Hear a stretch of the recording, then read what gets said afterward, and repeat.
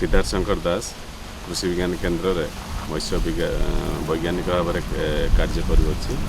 आज आमर ये जो प्राकृतिक चाष विषय सचेतनता शिविर आखपाख 8-10 ग्रामर चाषी भाई मैंने आसी जोगदे ये विषय मुझे आलोकपात करने चाहूँगी जे आम माछरू प्राकृतिक नेचुरल फार्मिंग रे माछर आवर्जना यथा आमर तार काती तार रसव कल माछ आवर्जना यथा माछर चमड़ा माछर पुटा इत्यादि व्यवहार करी से आम सरल तरल सार प्रस्तुत करिपरिबा जहाँ भी चाषी भाई माने लोकल भाषा रे कहते माछ टनिक भाव में सेटा तैयारी करिपरिबा आ सेटा भी आमर साधारणतः पनीपरिबा फूल चाष बहुत उपयोगी साब्यस्त हो पार सेटा को तैयारी करने हेले प्रथमे आपण पाख माछ बजार विभिन्न माछ जो बाहर बजार मिलूँ आवर्जना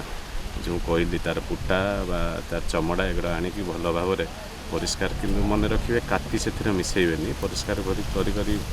जहाँ मैला अच्छी काढ़ीदेवे काढ़ी सारापर अधघंटा धरी टे हाफ बॉयल करदे कुकिंग करदे कर सारापर ठंडा कलापर से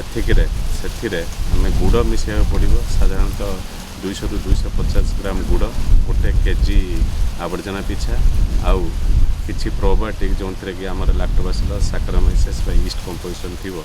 से प्रोबायोटिक 100 ରୁ 200 ग्राम पर केजी आवर्जना हिसाब से मिसाई करी गोटे ड्रम रे घोड़नी दे 15 ରୁ 21 दिन आमको छाड़ा पड़ो आउ प्रतिदिन से घोड़नी खोली से आम गोलिया पड़ो से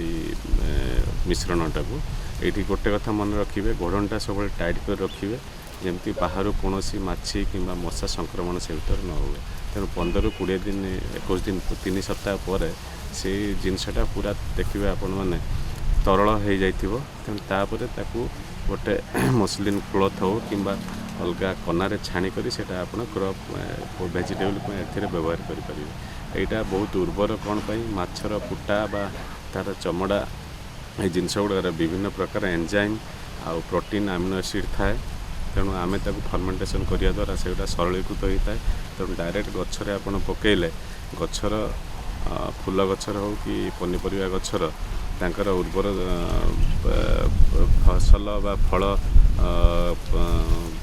बढ़ेवा शक्ति साहाय्य करने सहित तार वेजिटेटिव ग्रोथ करें तथा रोग पोकर दायु भी किसी परिमाण गछ या फूल को रक्षा करते यहाँ आम बहुत परीक्षा करके देखीचु आउ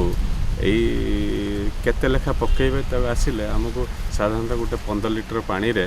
5 ରୁ 10 ml 5 ରୁ 10 ml हिसाब से मिसई कर 15 लीटर पानी में पकई पारे आईटा बहुत सुविधा जिनस यापाई बेसी इन्वेस्टमेंट ना जड़े चाहिए इजिली यहाँ निजे घर पाखे कर द्वितीय परिया द्वारा भी आपड़ दुईटा यूटिलाइज करेंगे परिवेश भी प्रदूषण आम किसी परिमाण रक्षा पाई आईटा भी रूम टेम्परेचर आम स्टोर करके रखिपर बहुत दिन पर्यटन किसी असुविधा ए ना आउ भी जदि आपड़ चाहिए किसी एडिटिव्स देखो किसी माइक्रोन्यूट्रिएंट है कि किसी अलग ग्रोथ प्रमोटर है सेटा भी मिसेक भी अप्लाई करें तेणु चाषी भाई मानक मु आशा करुच्ची जे यहीटा को किसी जन चाषी भाई मैंने आपणाइले निश्चय आम परिवेश भल रहा सहित भी से निजे लाभवान हो पारे। धन्यवाद।